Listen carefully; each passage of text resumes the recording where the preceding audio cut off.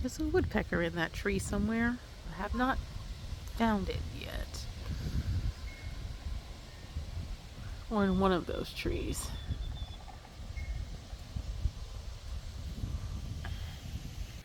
Good morning. I am doing a new morning ritual, so to speak, or practice, however you want to call it. I was doing some research, and one of the things that I learned was that if you can go outside first thing in the morning, even if it's just for a few minutes, it doesn't even have to be 5 minutes, but if you can go outside first thing in the morning and stand in the sun, even on a cloudy day, that it helps to set your circadian rhythm for the day, and it will help you sleep better at night. So I have been going outside and just standing for a few minutes in the sun, and when I have time, I come out barefoot and I ground just by walking in the grass and just feeling the grass beneath my feet. And even though I have allergies, I do this. It really does help. It's so peaceful. And I've talked about grounding on several of my other videos, and I know that I talked with Elicia and I did a whole episode on grounding. I think it was last year in January, about how grounding works and how it moves ions and electrons through your body, and about how the fact that the bottoms of our feet are very sensitive and it can absorb a lot of the minerals and nutrients through the bottom of our feet into our body. So grounding really just helps to move those ions and electrons in our body. We have negative and positive ions, and if you know anything about magnetism, it kind of creates this loop, so which helps our circulation, which in turn helps our lymphatic system. So our lymphatic system is a wonderful system that helps to drain impurities from our body, moves it towards our heart, and then it pumps it out so that it can be eliminated, either through sweat, through urination, our digestive system. So that's what our lymphatic system does. However, our lymphatic system does not have a pump. So in order for our lymphatic system to work really well, something has to move it. So you can manually do it by, using touch, or you can do it by grounding. And then it's done automatically. That electrical charge just moves the ions around in your body. So that's what I'm doing this morning, helping to do that. And of course, walking also helps, even though it's very slow. Slow and deliberate movement is also important. I have arthritis, so keeping my joints lubricated is very important. And if you have any kind of chronic pain, it is important to keep your body moving. Sometimes all I want to do is just lay on the couch. All I want to do is stay in my bed with my heating pad. But it's important to get out, to move your muscles, to get your joints working, because that also helps lubricate your joints. And it tells your brain, you're not going to stop.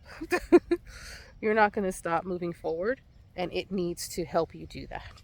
So it's just a matter of literally and figuratively creating a pathway in your brain that says, I am going to get up and I am going to move. And your body and your brain will naturally look for more ways to do that. I'm looking at dandelions. I had my lawn mowed last week, so it's very short, and it's also kind of sad.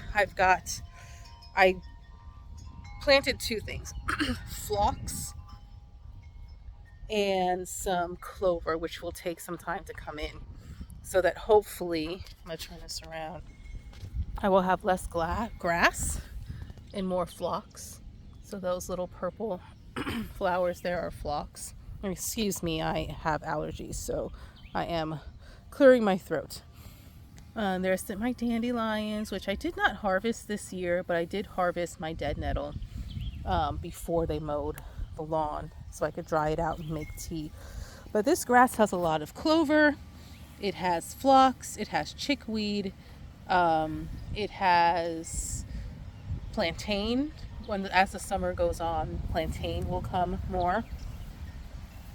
I said dandelion already, purple dead nettle. So eventually I'm hoping that all of this patchy grass can go away, and I will have mostly those plants that I mentioned.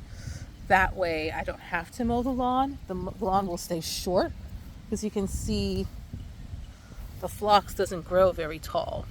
It stays short. But then it's also very springy and spongy. So that all I will have are these beautiful plants that grow low to the ground, and then I don't have to mow the lawn. And then that way the bees have a lot of things to work with for pollination. And as we know, we lost a bunch of beehives recently. So we need, or a bunch of beehives. So we really do need our bees to pollinate. And cutting the grass does several things besides making lawns just look manicured and pretty. It also does put a burden on our water table and our bee population and other pollinators, because then we're also cutting all the things that they use to pollinate and to make honey. So trying to do that eventually. So these are all the things that I end up thinking about and looking at while I'm out here grounding and getting that morning sun. So when I can, it's really great opportunity for me to just settle and kind of be out of my head and be in the world. Nature is so beautiful and so wonderful, and sometimes it's hard to find a moment to just stop and not think about the bills and what's going on in social media and what's going on in the news and who said what this week to what foreign dignitary, and how is that going to affect my life, and what's going to happen tomorrow. Just that constant, like, even just saying that, like, I feel stressed. So being able to come out here and just pay attention to nature and to my movement and to my connection with this beautiful warm sun, it just really makes a big difference. It helps to just calm my body, and it can do the same for you. And it's not like a cure-all. I'm not going to be one of those people that's just like, yeah, go outside for 5 minutes a day and your life will be, you'll change your life forever. You will, because you'll change your mindset. You'll change how you approach the world. You'll change just how you feel about yourself. And it can help you have time to sort your priorities. You're not going to open your mailbox and find $1,000 every day inside of there if that's what you're looking for. But it will change you in very fundamental ways, and it will help your health in extremely fundamental ways by helping to reset your circadian rhythm so that you can sleep better at night. When we sleep better at night, we have more energy. We can make better decisions going forward. Better decisions in what we eat, how we choose to talk to other people, who we choose to associate with.